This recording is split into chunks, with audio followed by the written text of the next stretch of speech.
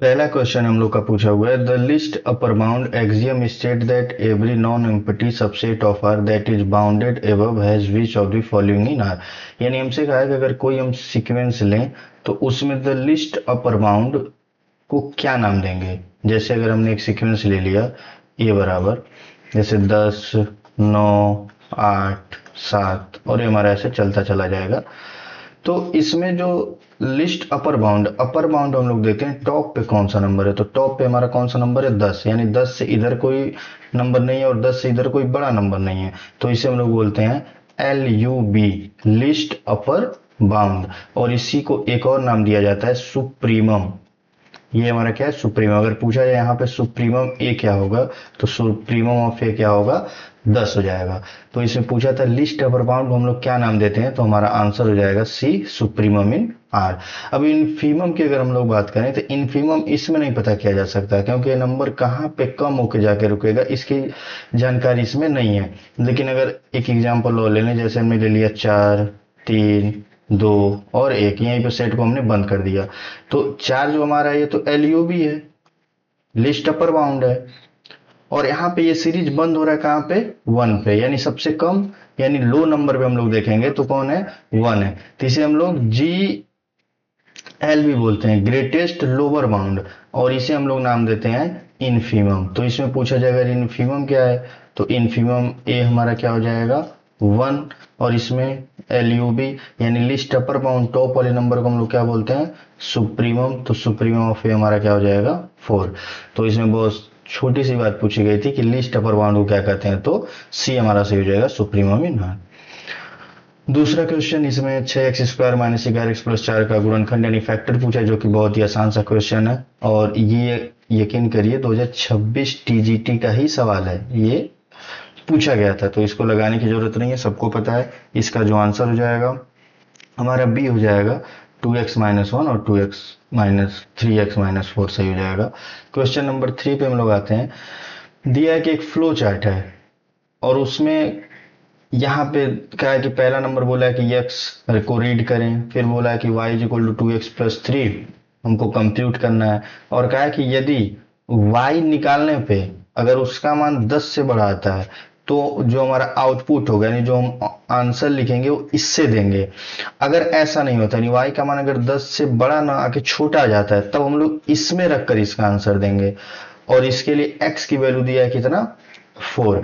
यानी कहने का मतलब यहाँ पे हमारे पास ये इक्वेशन दे दिया है कि y बराबर जो है वो हमारा 2x+3, और कहा है कि x की जगह कितना रखिए, तो x की जगह कहा है कि 4 रखिए, तो 4 रख देंगे, तो 4 दूनी 8 प्लस 3 यानी y हमारा कितना आ गया 11 आ गया। तो अब यहाँ पे इन कंडीशन में देखेंगे इस पे आ रहा है कि इसको फॉलो कर रहा है कि नहीं, तो y बोला है कि 10 से हमारा क्या आना चाहिए बड़ा आना चाहिए, तो y जो है 10 से बड़ा ही है क्योंकि 11 हमारा 10 से क्या होता है बड़ा होता है। तो कहा कि अगर 10 से बड़ा आएगा तो हमारा जो आउटपुट होगा y वो हमारा क्या होगा y-10 होगा, यानी जो y का मान है 11 यहाँ पे रख देंगे 11-10, तो y हमारा आउटपुट क्या आ जाएगा 1 आ जाएगा, तो उत्तर हमारा क्या सही होगा 1। अब अगर ये y 11 ना आकर 10 से बड़ा ना आकर 10 से क्या आ जाता है ये छोटा आ जाता, जैसे अगर 9 आ जाता तब उत्तर हम इसमें रख कर देते हैं, तो हमारा ऑप्शन बी सही हो जाएगा। अगले क्वेश्चन हम लोग बढ़ते हैं। क्वेश्चन नंबर 4 क्या है कि 2 कॉइन्स अगर हम लोग उछालें तो उसमें जो हेड की प्रोबेबिलिटी पूछा है, इन 2 हेड आने की प्रोबेबिलिटी क्या है। तो सबसे पहले हम लोग इसमें बहुत बेसिक सा सवाल है, सैंपल स्पेस बनाएंगे, तो जो हमारा सैंपल स्पेस होगा 2 कॉइन्स का, या तो 2 कॉइन्स उठाने पर दोनों हेड आ जाएं, या तो पहला हेड दूसरा टेल, या तो टेल और हेड है, या तो दोनों हमारे क्या आ जाए टेल और टेल आ जाए। और हमसे किसकी प्रोबेबिलिटी पूछा है, तो कहा है कि दोनों पे क्या हेड है, तो दोनों पे हेड यानी एक कंडीशन मिल रहा है हेड और हेड, तो probability P is equal to total हमारे पास सैंपल स्पेस कितने बन रहे हैं 4 और आउटकम्स कितना आ रहा है 1, तो आंसर हमारा सही हो जाएगा 1/4। क्वेश्चन नंबर 5 हमसे पूछा गया था 1 into 2 इस तरह का हमसे पूछा है, इसका सम बताना है। तो जब भी n के फॉर्म में हमारा कोई भी प्रश्न हो तो इसमें हम लोग वैल्यू पुट करके लगाते हैं, जो कि सबसे आसान होता है। यानी इसमें अगर हम लोग पहले टर्म की बात करें जो हमारा a1 है, यानी जो s1 अगर हम निकालें फर्स्ट टर्म, तो S1 हमारा 1 × 2 है, तो 1 × 2 का मतलब 2, यानी 1 रखने पर जिस ऑप्शन में 2 आएगा वो हमारा सही है। पहले में चेक करते हैं, तो पहले में अगर n की जगह 1 रखेंगे तो 1 इंटू 1 रखेंगे तो 1 1 2, 2 का स्क्वायर करेंगे 4, और नीचे हमारा कितना है 4, तो ये कट गया, तो ये कितना आया 1 आया, और आना कितना चाहिए 2 आया, तो ये ऑप्शन हमारा गलत हो गया। बी में हम लोग चेक करते हैं, तो बी में चेक करेंगे तो बी हमारा है 1, तो 1 रख देंगे, 1 की जगह 1, तो 1 + 1 2 हो जाएगा, और यहाँ पे 1 रखेंगे तो 1 + 2 3 हो जाएगा, और नीचे हमारा कितना है 3, तो ये कट गया, तो 1 × 2 कितना आ गया 2 आ गया, तो ये सेटिस्फाई कर रहा है, तो बी हमारा सही हो जाएगा। बाकी इसमें भी नहीं होगा और इसमें भी नहीं होगा। क्वेश्चन नंबर 6, तो क्वेश्चन नंबर 6 बोला है कि यदि हम एक सर्कल ले लें, एक हमारे पास वृत्त, तो दो जीवाएं हैं, एक जीवा अगर हम लोग बना लें ए बी, ये हमारा हो गया ए बी, और एक जीवा हमारे पास बोला है कि सी डी हो, सी और डी, और ये कहा है कि ये कहाँ पे इंटरसेक्ट कर रहे हैं, ये हमारे पी पर इंटरसेक्ट कर रहा है, तो कह रहा है कि जो पी ए और into P B, P A into P B किसके इक्वल होगा। तो ये 9th में बहुत बेसिक सी बात है, जो ये पहला कोड दिया हुआ है जीवा, इसका जो प्रोडक्ट है ये दूसरे कोड के प्रोडक्ट के बराबर हो जाता है, यानी P C into P D के ये हमारा इक्वल हो जाएगा, तो P C into P D, तो ये हमारा एक रिजल्ट ही होता है, दोनों आपस के प्रोडक्ट में बराबर होते हैं, तो P C into P D, option B हमारा सही हो जाएगा। 7वां नंबर हमसे कहा है कि हमारे पास एक वेक्टर दिया हुआ है, अगर इसको हम लोग वेक्टर ए ले लें तो आई कैप प्लस जे कैप और प्लस के कैप, तो इसका पूछा गया द्विक कोसाइन। तो द्विक कोसाइन के लिए हम लोग को सूत्र पता है कि यहाँ पे अगर हम लोग कंपेयर करेंगे vector A is equal to a1 I cap plus a2 J cap plus a3 K cap, तो a1 हमारा क्या होगा 1, a2 हमारा क्या दिया हुआ है 1, और k का कोफिशिएंट ये भी a3 हमारा क्या दिया हुआ है 1। तो द्विक कोसाइन यानी सिंपल सा होता है एल एम एन, अगर हम द्विक कोसाइन को डिनोट करें तो L इज इक्वल टू हमारा होता है a1 upon under root a1 square plus a2 square plus a3 square. तो इसमें अगर हम रख दें तो a1 हमारा 1 है, और नीचे हमारा a1 स्क्वायर तो 1 ही होगा, a2 स्क्वायर 1 होगा, a3 स्क्वायर भी 1 होगा, तो L आ जाएगा 1/√3। तो ऐसे हम लोग फिर m निकालते हैं, तो m निकालेंगे तो a1 की जगह a2 आ जाएगा, बाकी नीचे हमारा वही सेम रहेगा, तो 1/√3, क्योंकि 1 इसकी भी वैल्यू है। फिर हम लोग ऐसे n निकालेंगे तो n हमारा a3 के नीचे आ जाएगा, तो a3 हमारा 1 है, तो और 1/√3, तो यानी हमारा जो द्विक कोसाइन आया पहला भी 1/√3, दूसरा भी 1/√3 और तीसरा भी 1/√3, तो 1/√3 यानी ऑप्शन ए हमारा सही हो जाएगा। तो ये द्विक कोसाइन।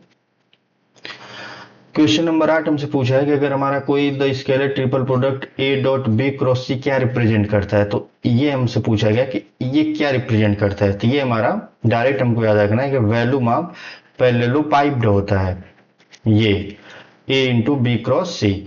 अगर त्रिभुज के क्षेत्रफल की बात करें तो त्रिभुज के क्षेत्रफल का जो फॉर्मूला होता है 1/2 और a क्रॉस बी हो जाता है। बाकी इसमें लेंथ ऑफ वेक्टर, तो लेंथ ऑफ वेक्टर तो होगा नहीं, और क्रॉस प्रोडक्ट मैग्नीट्यूड, तो क्रॉस प्रोडक्ट यानी सिंपल सी बात बोला ए क्रॉस बी, और इसका हम लोग क्या लेते हैं मैग्नीट्यूड, और ये हमारा किसको रिप्रेजेंट करता है, तो ये हमारा एरिया ऑफ पैरेललोग्राम को रिप्रेजेंट करता है। तो क्वेश्चन नंबर 9, क्वेश्चन नंबर 9 में हमसे कोफैक्टर पूछा है, सहखंड कोफैक्टर पूछा है। तो कोफैक्टर हम लोग को पता है कि किसका पूछा है 2 का, तो 2 मतलब यहाँ पे a11 का पूछा है, तो a11 हम लोग को निकालना है। तो a11 का फॉर्मूला क्या होता है -1 के पावर में जिसका निकालना रहता है, यानी पहले रो और पहले कॉलम के नंबर की बात किया जाए तो 1 और इसी 1 को यहाँ पर हम लोग ऊपर लिखते हैं। अब जिसका निकालना है उसके रो को छोड़ देते हैं, उसके कॉलम को छोड़ देते हैं, तो नंबर क्या मिला 5। अब 1 के स्क्वायर तो प्लस मिल जाएगा और ये हमारा आ जाएगा 5, तो हमारा डी यहाँ पे सही हो जाएगा। तो कोफैक्टर निकालना था इसमें। क्वेश्चन नंबर 10 हमारा क्या है, ये एक डिफिनीशन है, बोला है कि the derivative of F X is equal to A using the forward difference. हमसे इसमें पूछा है फॉरवर्ड डिफरेंस हमारा क्या होता है। तो फॉरवर्ड डिफरेंस जो यहाँ पे है, ये हम लोग को डायरेक्ट याद करना कि फॉरवर्ड डिफरेंस हमारा होता है F A plus H minus F A upon H और एच टेंड्स टू 0। ये हमारा होता है फॉरवर्ड डिफरेंस। तो ये हमारा पहला इसमें सही हो जाएगा। अगर हम लोग बात करें यहाँ पे F A minus F minus H, तो इसे हम लोग बोलते हैं बैकवर्ड डिफरेंस। Backward difference. तो इसको भी ध्यान रखेंगे कि अगर F A plus H minus F A upon H है तो ये हमारा हो गया फॉरवर्ड डिफरेंस, और अगर बैकवर्ड पूछ दे तो ये उल्टा हो जाता है, एफ ए माइनस और यहाँ पे माइनस हो जाएगा F A minus F minus H upon H.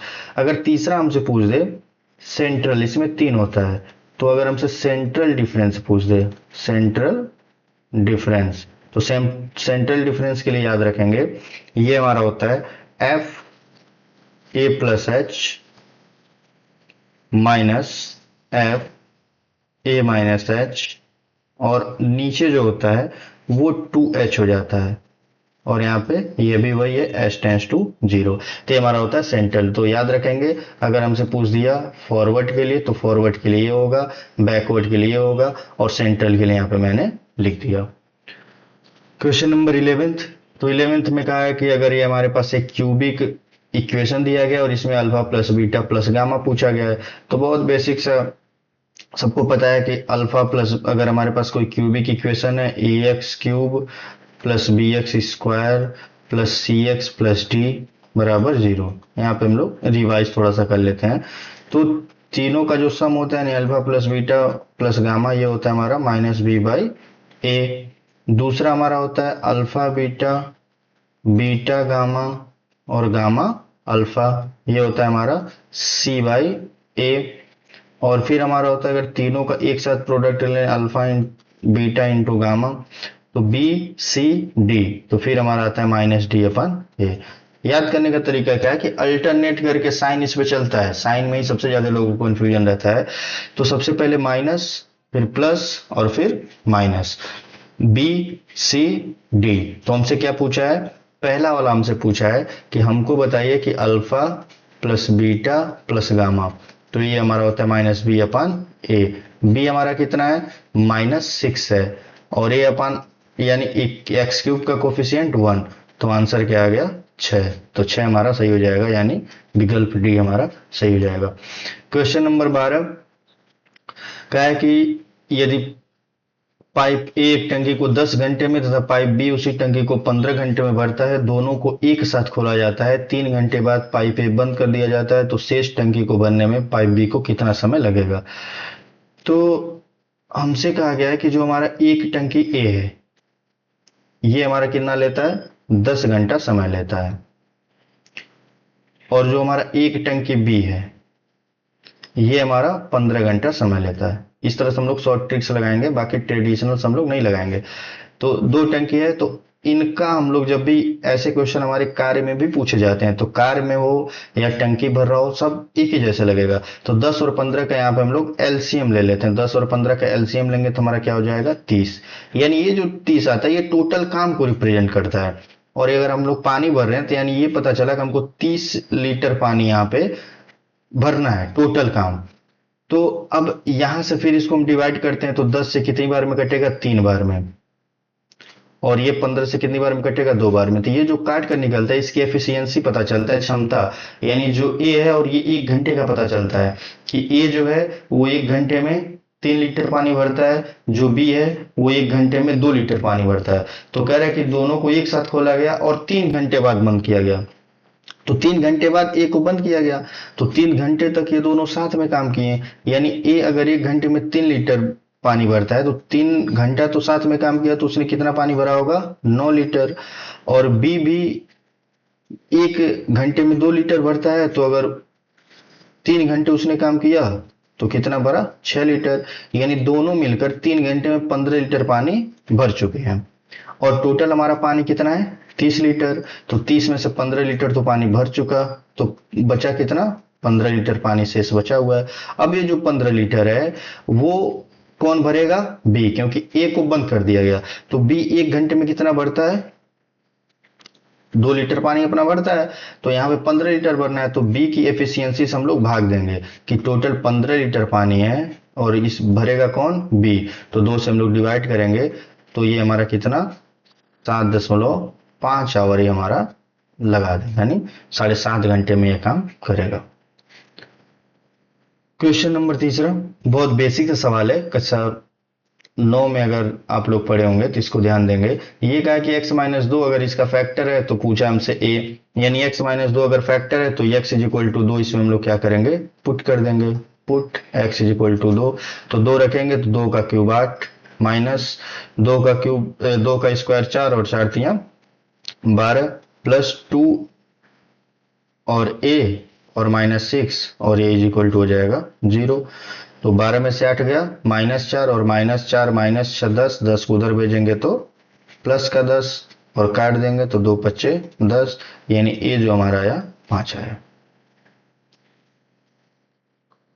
Question number 15 की तरफ हम लोग बढ़ते हैं। हमसे कहा है कि एक हमारे पास सीरीज है a n is equal to 1 plus 1/2 plus 1/3 और plus dash dash plus 1/n।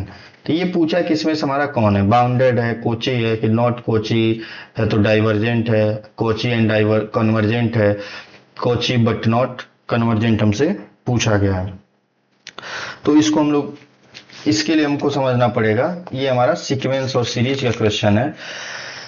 तो इसमें अगर यहाँ पे सबसे गलती होने वाली चीज क्या है कि यहाँ पे प्लस है, तो ध्यान देंगे हमारा ये क्या है, ये प्लस में दिया हुआ है, तो प्लस में अगर हम लोग एक एक टर्म निकालेंगे, तो जैसे अगर हम लोग ये निकाल लें कि a1, तो a1 हमारा क्या आ जाएगा 1, तो जब a2 की बात करेंगे तो ये कॉमा लगा रहता तो a2 हमारा 1/2 आ जाता, लेकिन a2 जब करेंगे तो दोनों टर्म एक साथ हम लोग लेकर बोलेंगे, और 1 और ये हमारा 0.5 यानी 1 पॉइंट क्या हो जाएगा 5, और यही a3 की बात करें तो a3 में इसको यानी इन तीनों को हम लोग लेकर बोलेंगे, तो a3 हमारा आ जाएगा 1.833। फिर ऐसे अगर हम लोग a4 निकालेंगे तो a4 हमारा आ जाएगा 2.083, यानी ये जो हमारा सीरीज है, यहाँ पे लिखा है सीक्वेंस, लेकिन इस सीक्वेंस ने एक तरीके से हमारा क्या है, सीरीज है। सीरीज ये हम लोग का क्या है, बढ़ता ही जा रहा है, बढ़ने का मतलब ये खत्म नहीं होगा, कम होता तो कम होते होते होते 0 आ जाता। तो ये जब सीरीज हमारा लगातार इंक्रीज करे, जैसे जैसे आगे हम लोग बढ़ेंगे ये हमारा इंक्रीज करेगा, और जब भी कोई सीरीज इंक्रीज करेगा तो कभी भी बाउंडेड नहीं होगा, यानी हमारा ये नॉट बाउंड है, नॉट बाउंडेड। अगर नॉट बाउंडेड है तो नॉट बाउंडेड है तो कोची तो होगा नहीं, तो नॉट बाउंडेड यानी वो सीरीज हमारे ये बढ़ते जा रहा है, डाइवर्ज करते जा रहा है, तो इसके साथ हमारा क्या होगा, डाइवर्जेंट होगा।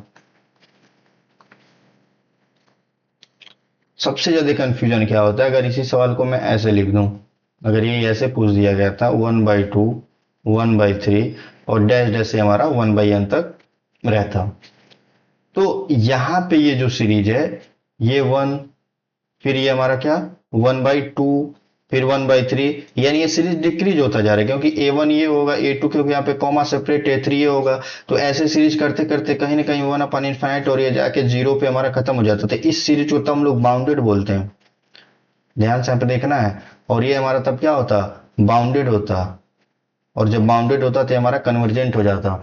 लेकिन यहाँ पे प्लस और कॉमा का डिफरेंस है, तो प्लस है तो ये हमारा सीरीज लगातार इंक्रीज होता जा रहा है, बढ़ता जा रहा है, तो हमारा क्या होगा, नॉट बाउंड होगा, और नॉट बाउंड के साथ ये हमारा क्या होगा, डाइवर्जेंट होगा। तो जब बाउंडेड नहीं है तो उसी को हम लोग बोलते हैं कि कोची भी नहीं है, तो नॉट कोची एंड डाइवर्जेंट हमारा 20 क्या हो जाएगा, सही हो जाएगा। कोची का मतलब बाउंडेड, अगर कोई भी सीरीज बाउंडेड है तो कोची है, और कोची है तो वो बाउंडेड है, तो जो बाउंडेड नहीं है तो कोची होगा नहीं, तो नॉट कोची और डाइवर्जेंट इन आर हो जाएगा। आप लोगों को समझ में आया होगा। क्वेश्चन नंबर 15 में पूछा गया है कि जेड प्लस में एक सब group, the sub group of Z plus generated by 6 and 9, तो 6 एंड 9 से जनरेटेड हमारा सब ग्रुप पूछा गया, तो इसको हम लोग शॉर्ट ट्रिक से करेंगे। तो इसका शॉर्ट ट्रिक, ऐसे क्वेश्चन कई बार एग्जाम में पूछे गए हैं, तो जो 6 9 है इसका हम लोग SCF ले लेंगे, या GCD हम लोग बोले, तो 6 9 का SCF, तो 6 9 का SCF हम लोग लेंगे तो क्या हो जाएगा, हम लोग यहाँ पे मिलेगा 3 मिलेगा, बस। अब 3 के साथ हम लोग जेड लगा दें तो यही हमारा आंसर हो जाएगा। तो क्वेश्चन नंबर 16 हम लोग का सी सही हो जाएगा। Question number 17। 17 बहुत बेसिक सा सवाल है, क्लास 8 में ही बच्चों को पढ़ाया जाता है। यहाँ पे पूछा कि the standard positive rationalising factor of 1/√5/-3। तो ये कहा है कि 1/√5 -√3 को अगर आपको रेशनलाइज करना है, परिमेयकरण करना है, तो आप किस नंबर से करेंगे? तो सबको पता है कि नीचे वाले से किया जाता है और इसका साइन चेंज करके। तो हम लोग किससे करेंगे? √5 + 3 और √5 + 3 से ऊपर नीचे मल्टीप्लाई करेंगे और डिवाइड करेंगे। तो यानी पूछा था किससे आप करेंगे, तो √5 + √3, तो पहला ही सही हो जाएगा। बच्चों वाला सवाल था। 18 नंबर सवाल में कहा गया है, ये भी बहुत आसान सा सवाल, कि एक पी एक्स हमारे पास है और x² 5x + 6, तो क्या है कि alpha square plus beta square की वैल्यू क्या होगी? तो निकाल लेते हैं अल्फा बीटा। तो इसका हम लोग फैक्टर करेंगे तो पता है कि x-2 और x-3 हो जाएगा। तो इसके रूट्स के लिए हम लोग 0 को इक्वल करेंगे, तो x = क्या मिल जाएगा? 2 मिल जाएगा और 3 मिल जाएगा। तो ये हमारा पहला अल्फा होता है, दूसरा हमारा बीटा होता है। हमसे पूछा कि बताइए अल्फा स्क्वायर बीटा स्क्वायर, तो अल्फा यानी 4, 3 का वर्ग 9 और ये हमारा आ गया 13। तो 18 का सी सही हो जाएगा। तो आगे कहा है कि the number of ways of arranging 5 different book on A shelf is, यानी 5 विभिन्न पुस्तकों को एक शेल्फ पर व्यवस्थित करने के तरीकों की संख्या जो होती है। तो किसी भी n, कोई भी n हमारा वस्तु हो और उसको कहा जाए कि इतने तरीके से हम लोग व्यवस्थित कर सकते हैं, तो हमारा फॉर्मूला हो जाता है फैक्टोरियल n। तो यहाँ पे 5 क्या है, तो फैक्टोरियल 5, और 5 का वैल्यू जो होता है वो हमारा कितना होता है? 120। बेसिक सा क्वेश्चन, इस पे ज्यादा कुछ करने की जरूरत नहीं है। क्वेश्चन नंबर 19 हमसे पूछा है, ये भी हम लोग को डायरेक्ट याद रखना है कि फीसर का आदर्श सूचकांक पूछा है क्या होगा। फीसर्स आइडियल इंडेक्स इस दम से पूछा गया। तो जो हमारा फीसर हमसे कहा गया कि फीसर का एक आइडियल इंडेक्स होता है, इसको हम लोग रिप्रेजेंट करते हैं पीएफ से। शॉर्ट में अगर हम लोग लिखा जाए तो पीएफ, और ये हमारा होता है अंडर रूट, याद रखना है इसको, under root PL into P के बराबर होता है। PL क्या होता है? तो PL हमारा होता है यहां पे, इसे हम लोग बोलते हैं last pairs index, last pairs. और यहां पे PP का मतलब होता है हमारा पासे, ये हमारा पासे। तो ये फॉर्मूला पता होना चाहिए कि फीसर आइडियल इंडेक्स का PF = under root PL into PF, और इनका ये पता होना चाहिए कि हमारा क्या होता है? लास्ट पेयर्स, और ये हमारा होता है पासे। तो इन दोनों का रूट, इन दोनों का प्रोडक्ट लेकर रूट लिया गया है, तो इसका मतलब ये भी हम लोग बोल सकते हैं कि इनका क्या है? ये ज्योमेट्रिक मीन लिया गया है। भाई इन दोनों का ज्योमेट्रिक मीन ही तो है। तो ये किसका मीन? तो PL और PP का मतलब क्या हो गया कि geometric mean of last pairs and पासे। तो हमारा सी सही हो जाएगा, ये डायरेक्ट हम लोग को याद रखना है। अगले क्वेश्चन की तरफ हम लोग बढ़ते हैं। क्वेश्चन नंबर 20 हमसे कहा है कि 100 छात्रों की संख्या में 60 बच्चे गणित पढ़ते हैं, 45 हमारा फिजिक्स पढ़ते हैं, 25 दोनों पढ़ते हैं। तो पूछा है दोनों में से कोई भी विषय ना पढ़ने वाले छात्रों की संख्या। तो दोनों में से कोई भी नहीं, तो दोनों में से कोई भी का नहीं मतलब क्या हुआ कि हमसे ये पूछा जा रहा है कि जो यहाँ पे नंबर ऑफ, किसका नंबर? तो दोनों में से कोई भी नहीं, यानी ए भी ना हो बी भी ना हो। तो number of A intersection B dash पूछा जा रहा है, और ए इंटरसेक्शन बी डैश किसके बराबर होता है? तो ये हमारा होता है number of A union B dash के हम लोग इक्वल लिख सकते हैं। सॉरी, यहाँ पे अगर दोनों पे नहीं कहा है तो हम लोग ऐसे इसको लिखेंगे कि ए डैश और बी डैश हमसे नहीं पूछा जा रहा है। थोड़ा सा मैं इसको सही कर लेता हूँ। तो यहाँ पे ए डैश और बी डैश नहीं, इसको वेन डायग्राम से भी लगा सकते हैं, लेकिन इससे थोड़ा सा ये ज्यादा हमारा इजी रहेगा। और इसको हम लोग, ये जो है, और यहाँ पे इसको हम लोग क्या लिखेंगे? जो हमारा ये है तो इसको हम लोग लिखते हैं यू मतलब पूरा यूनिवर्सल सेट में से यहाँ पे number of A union B को माइनस कर देंगे। तो u मतलब टोटल कितना है 100 है, और इसका फॉर्मूला सबको पता है, number of A plus number of B minus number of intersection A intersection B. तो नंबर ऑफ ए यानी 60 हमारे मैथ में है, 40 हमारे फिजिक्स में है, और दोनों कितने पढ़ते हैं 25। तो ये हमारा हो गया 100 माइनस, यहाँ पे इसको हम लोग माइनस करेंगे तो ये हमारा आ जाएगा कितना 80, कैलकुलेट करेंगे और 100 में से 80 हम लोग माइनस करेंगे तो टोटल कितने हो जाएंगे 20। क्वेश्चन नंबर 22 की तरफ, sine square plus cos square theta, अगर कोई बच्चा 100 के 20 का आंसर बताए तो उसका भी सही हो जाएगा ऑप्शन नंबर 1। और ये हमारा यूपी टीजीटी 2026 में पूछा गया प्रश्न है। क्वेश्चन नंबर 22 क्या है कि पी ए इतना और पी बी हमारा 0.5, पी इंटरसेक्शन 0.2, तो पी ए इंटरसेक्शन बी पूछा गया है। तो इसका डायरेक्ट फॉर्मूला होता है पी ए प्लस जो भी पीछे हम लोग किए हैं P B minus P A intersection B. तो यहाँ पे अगर रख दें तो पी ए हमारा कितना है 0.4, पी बी कितना है 0.5 माइनस 0.2, तो 0.9 माइनस 0.2 तो कितना आ जाएगा 0.7, ये हमारा बी सही हो जाएगा। नेक्स्ट क्वेश्चन, क्वेश्चन नंबर 24, यही बच्चों वाला सवाल है। यहाँ पे इक्वेशन दे दिया गया है कि x plus Y plus Z हमारा कितना दिया गया है 6 दिया गया है, पहला इक्वेशन। दूसरा हमारे पास है x plus 2y plus 3z is equal to 14 दिया हुआ है, दूसरा इक्वेशन। और तीसरा इक्वेशन हमारे पास दिया गया है x plus 4y plus 9z बराबर 36। तो क्या है कि इसमें बताइए z की वैल्यू क्या होगी, तो तीनों को कैलकुलेट करके z निकालना है। तो सबसे पहले यहाँ पे हम लोग क्या करते हैं, लगाते हैं तो दूसरे में से पहले इक्वेशन को माइनस कर देते हैं। तो दूसरे से पहले को माइनस करेंगे तो x से x हमारा कैंसिल हो जाएगा, 2 में से y आएगा तो y हो जाएगा, और 3 में से 1 हम लोग माइनस करेंगे तो क्या बच जाएगा 2z, और 14 में से 6 घटा देंगे तो क्या बच जाएगा 8। तो ये हमारा एक इक्वेशन बन गया 4। सेम ऐसे ही तीसरे को माइनस कर देते हैं दूसरे को साथ लेके, तो x में से x माइनस तो खत्म हो गया, 4 में से 2 आया तो कितना बच गया 2 बच गया, और यहाँ पे 9 में से 3 घटाएंगे तो 6 बच गया, और फिर 36 में से 14 घटा देंगे तो 6 में से 4 गया 2, और 3 में से 1 गया तो 2 हो गया। अब इन दोनों को हम लोग सॉल्व कर लें तो हमारा z मिल जाएगा। तो इसको सॉल्व करने के लिए ऊपर इसमें 2 से मल्टीप्लाई करना होगा ताकि इक्वल हो, तो 2 से अगर इसमें हम लोग मल्टीप्लाई कर दें तो ये हो जाएगा 2y प्लस 4z, और यहाँ पर हो जाएगा 2 × 16, ये हमारा 2y प्लस 6z बराबर 22।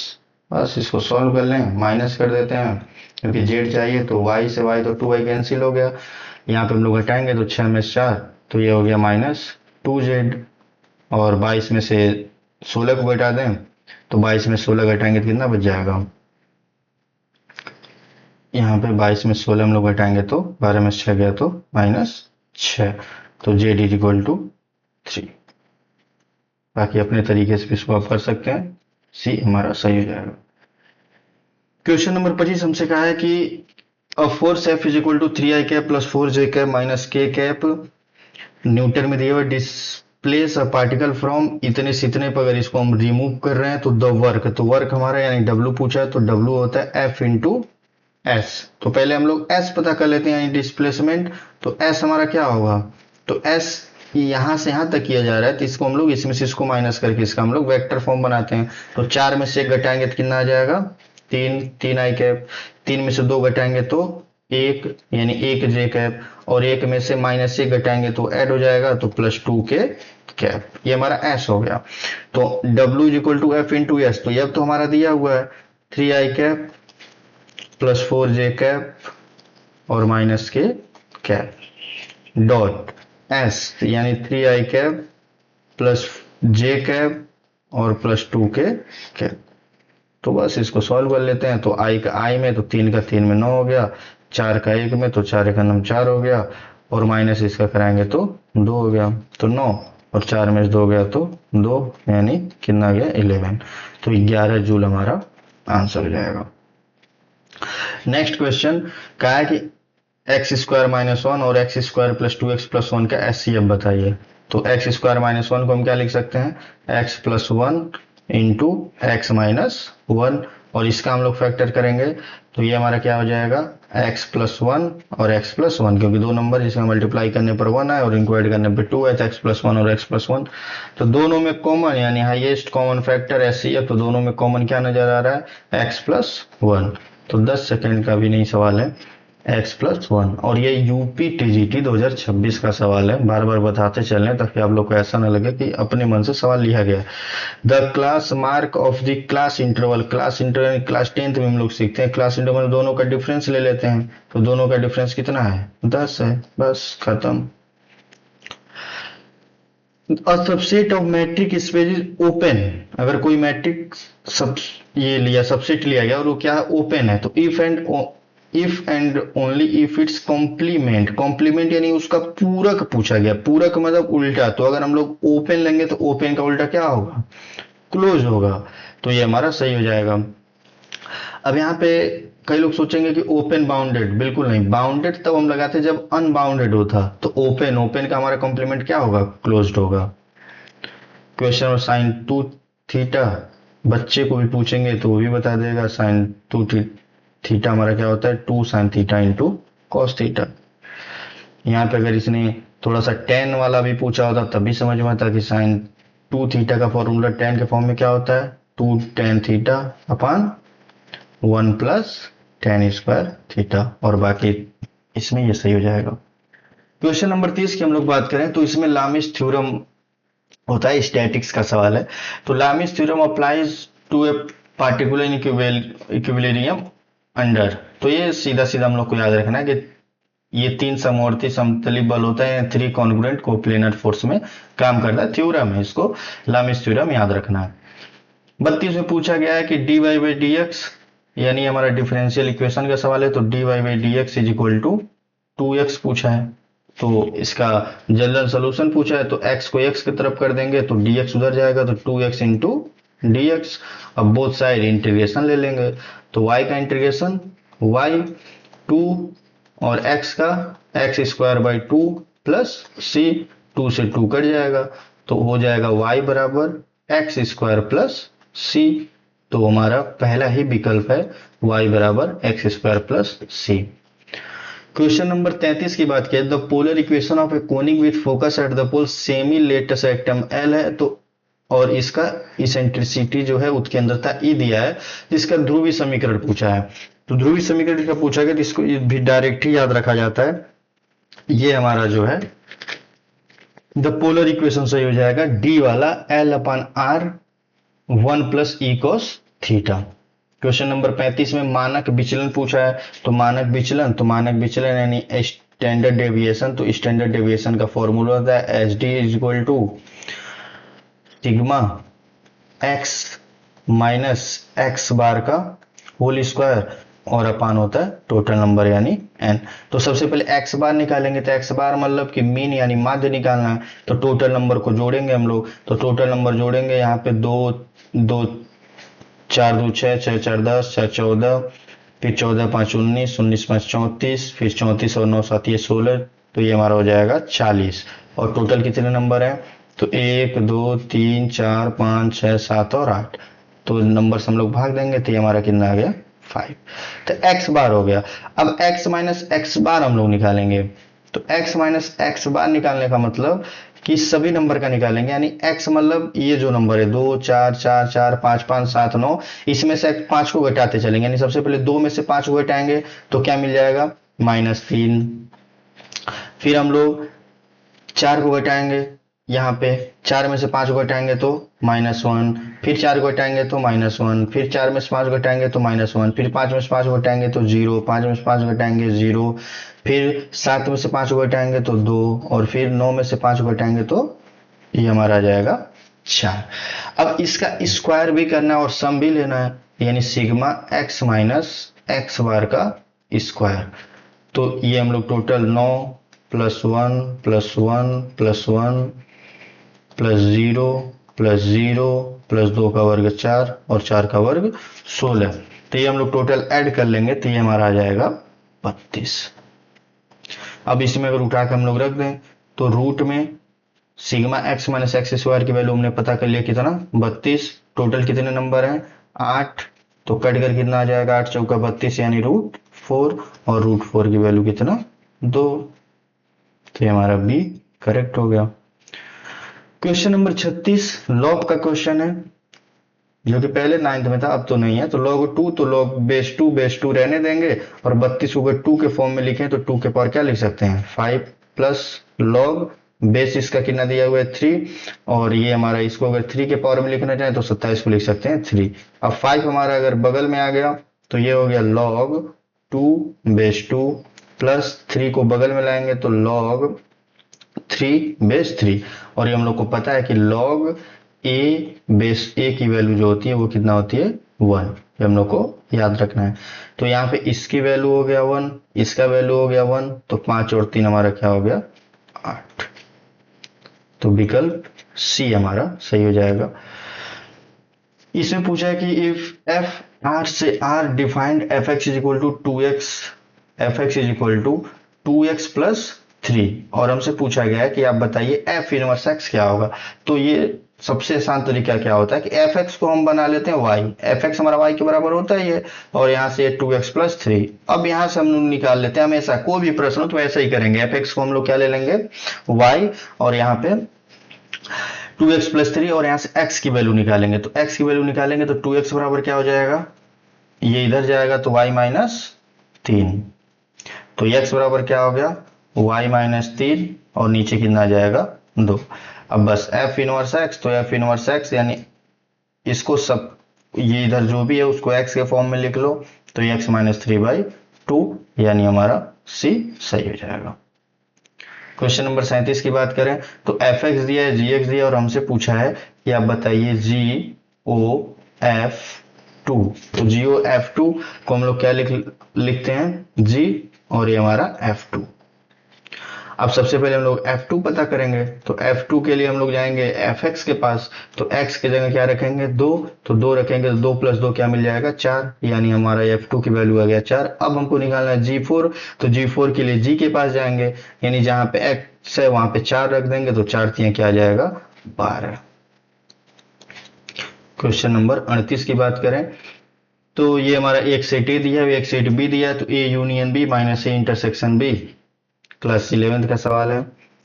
तो ए यूनियन बी पहले निकाल लेते हैं, तो यूनियन बी यानी दोनों नंबर को मिला दो, बाल्टी है, बाल्टी में सब नंबर यहाँ पे डाल देंगे, तो 1 2 3 4 5, अब यहाँ से 6 आ जाएगा और यहाँ से 7 आएगा, नंबर तो रिपीट करके लिखा नहीं जाता, तो 1 2 3 4 5 है 7 हो गया।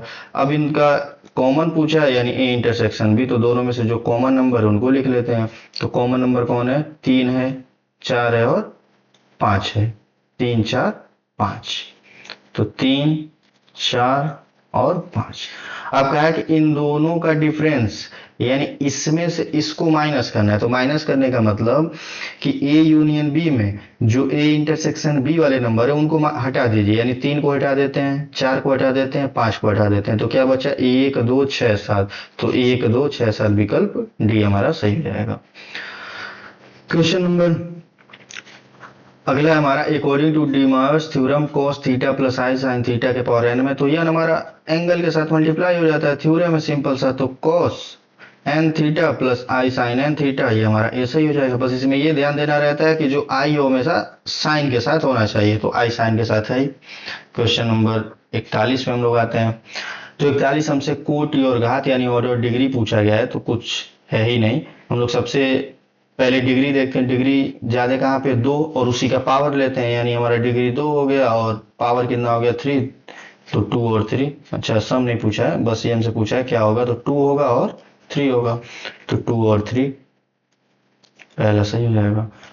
क्वेश्चन नंबर 42 हमसे कहा है कि प्रत्येक वर्ष 10,600 के बिल पर जो 9 महीने बाद दे है 8 वर्ष प्रति साधारण ब्याज की दर से बट्टा, तो बिल का वर्तमान मूल्य यानी हमसे पूछा गया है the present value, the present value, तो इसका हम लोग इसको शॉर्ट ट्रिक से करेंगे, तो इसका एक present value, the present value यानी अगर इसको शॉर्ट में लिखें तो इसको लिख सकते हैं TPV, द प्रेजेंट वैल्यू, तो इसका फॉर्मूला हो जाता है डायरेक्ट हम लोग याद रखेंगे कि ए अपान 1 प्लस आर टी अपान 100, ये याद रखना। ए का मतलब कि टोटल हमारा पैसा कितना है, तो 10,600। नीचे 1 प्लस आर, आर का मतलब कि रेट कितना दिया है, तो रेट हमारा 8 है। टी मतलब समय, तो समय हमारा कितना है, 9 महीना का है। तो 9 महीना का अगर वर्ष में हम लोग लिखेंगे तो क्या हो जाएगा, 3 इंटू 4, यानी 12 से गुणा करेंगे तो 3/4, और नीचे हमारा कितना है 100। तो ये हम लोग सॉल्व करेंगे तो 10,600, और नीचे ये पूरा सॉल्व करेंगे तो हम लोग का आ जाएगा 1.06, और इसको हम लोग मल्टीप्लाई करके अगर काटेंगे तो उत्तर आ जाएगा हमारा कितना, 10,000।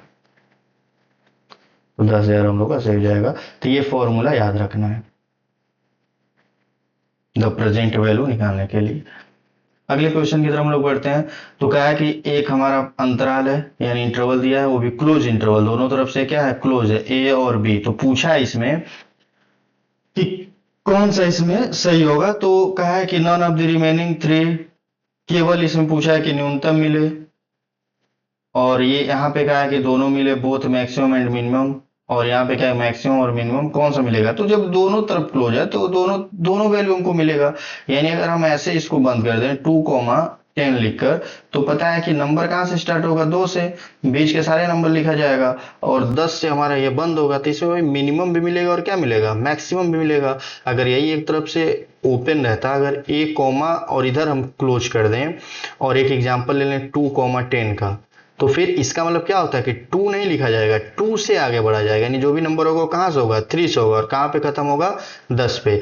तो इसका हम लोग मिनिमम नहीं बता सकते, केवल यहाँ पे मैक्सिमम बताते हैं। लेकिन यहाँ पे क्लोज है तो क्लोज में दोनों पता कर पाएंगे, मिनिमम भी और इसका मैक्सिमम भी। तो दोनों सही हो जाएगा, सी, विकल्प सी, बोथ मैक्सिमम एंड मिनिमम हमारा सही हो जाएगा। अगले क्वेश्चन की ओर बढ़ते हैं। क्वेश्चन नंबर 44 हमारा कह रहा है कि एक वेक्टर ए और एक वेक्टर बी, और दोनों हमारा क्या है, ये परपेंडिकुलर है। तो परपेंडिकुलर का हमारा कंडीशन होता है vector A dot vector B हमारा क्या होता है, 0 के बराबर होता है। तो दोनों का प्रोडक्ट कराएंगे तो 2i का i में कराएंगे तो क्या मिल जाएगा, 2 मिल जाएगा। जे का जे में कराएंगे तो 2 दूनी -4 मिल जाएगा। लेमडा के का 3 में कराएंगे तो +3 लेमडा मिल जाएगा बराबर 0। तो 2 में से 4 घटाएंगे तो 2 प्लस 3 लेमडा बराबर 0। तो लेमडा बराबर 2/3। यहाँ पे 3 लेमडा और ये हमारा लेमडा के, क्वेश्चन में लगता है कुछ यहाँ पे मिसप्रिंट है। 2 का हम लोग कराएंगे 1 में तो 2, और 2 का 2 दूनी 4, और लेमडा का 3 में कराएंगे तो ये तो हमारा आ जाएगा कितना, 2/3 आ जाएगा। जैसे ये जो क्वेश्चन है यहाँ पे लेमडा यहाँ पे ऐसा है, तो इस क्वेश्चन के हिसाब से हमारा यही आंसर हो जाएगा, इसको हम लोग रहने देते हैं। क्वेश्चन नंबर 44 यानी क्वेश्चन नंबर 45 में है। तो कहा है कि the standard equation of parabola the vertex at the origin and focus on the positive x axis. तो हमारा क्या है कि क्या होगा अगर एक पैराबोला हम लोग बनाए, जो पैराबोला का जो फोकस है वो पॉजिटिव एक्स एक्सिस पे है, यानी एक्स की तरफ उसका मुंह खुला हुआ है, और जो वर्टेक्स है वो ओरिजिन पे है, तो ओरिजिन पे है। तो इसका हमारा इक्वेशन क्या होता है, y² = 4ax, यानी जिधर पे मुंह खुला होता है वही हम लोग लिखते हैं। अगर मुंह इधर खुला होता है तो y = -4ax लिखते हैं। तो ये हम लोग का बी नंबर सही हो जाएगा। क्वेश्चन नंबर 46 हमसे पूछा गया है कि the equation of the pair of tangent from external point x1 y1 to conic x = 0। तो पेयर ऑफ टेंजेंट की बात किया, तो पेयर ऑफ टेंजेंट हमारा क्या होता है, पेयर ऑफ टेंजेंट याद रखना है s1 = t²। बहुत सिंपल सी बात है। बाकी अगर और इसमें हम लोग देखना चाहें तो हमारा t बराबर ये जो 0 का है, तो t बराबर 0 का मतलब होता है, जो हमसे ये कहा जाता है कि टेंजेंट एट ए पॉइंट कहता, यानी टेंजेंट एट ए पॉइंट का होता, तो हमारा होता t = 0। फिर यहाँ पे इसको हम लोग t बराबर 0 को हम लोग कॉर्ड ऑफ कॉन्टेक्ट भी कहते हैं, लेकिन हमसे क्या कहा है कि पेयर अप, तो पेयर हम लोग का विकल्प सी सही हो जाएगा। क्वेश्चन नंबर 47 की बात करें तो वो सिंपल सवाल है। एरिया पूछा है किसका, सर्कल का, तो सर्कल का एरिया का फॉर्मूला होता है पाई आर स्क्वायर। पाई की वैल्यू 22/7, आर कितना है 7 है, 7 मतलब 7 × 7, तो 7 से 7 कट गया और 22×7 = 154 हमारा सही हो जाएगा। अगले क्वेश्चन की तरफ आए तो क्वेश्चन नंबर 48। क्वेश्चन नंबर 48 हमारा है, बोला है कि d2y/dx² बराबर एक कांस्टेंट हमारा जी दिया है। तो इसका सोल्यूशन पूछा है, तो जब भी इस तरह से देकर और ये सोल्यूशन पूछा जाए तो सीधा सीधा पता चल रहा है कि इसका डिफरेंशियल इक्वेशन, ये ऑप्शन हमारा क्वेश्चन हो गया, यानी इसका पूछ रहा है कि कौन सा इसमें ऐसा होगा जिसका डिफरेंशियल इक्वेशन ये होगा। तो इसको हम लोग दो तरीके से कर सकते हैं, ऑप्शन से भी कर सकते हैं, जिस ऑप्शन को 2 बार डिफरेंशिएट करने पर ये मिल जाए वही हमारा सही है।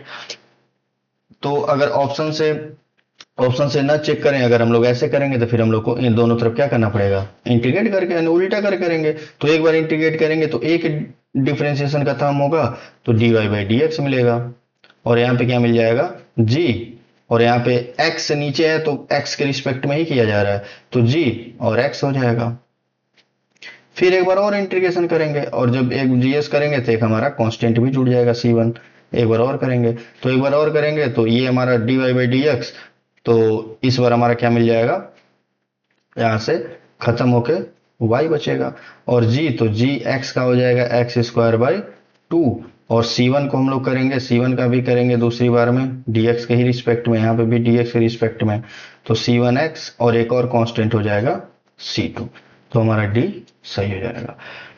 अगले क्वेश्चन की बात करें, क्वेश्चन नंबर 49 क्या है कि a = इतना, b = इतना, 2a - 3b, यानी a में 2 का मल्टीप्लाई करेंगे तो हमसे पूछा गया कि 2a वेक्टर - 3b वेक्टर, तो 2 का a में मल्टीप्लाई करेंगे तो 2 दूनी 4 i cap +2 j cap -2 k cap -3b, तो b ये है, 3 का गुणा इसमें कर दें तो 3 i cap -6 j cap +3 k cap, minus कर देते हैं, तो 4 में से 3 गया तो 1 i कैप, और फिर 2 में से 6 घटाएंगे तो ये हमारा प्लस हो गया है, तो 8 हो जाएगा,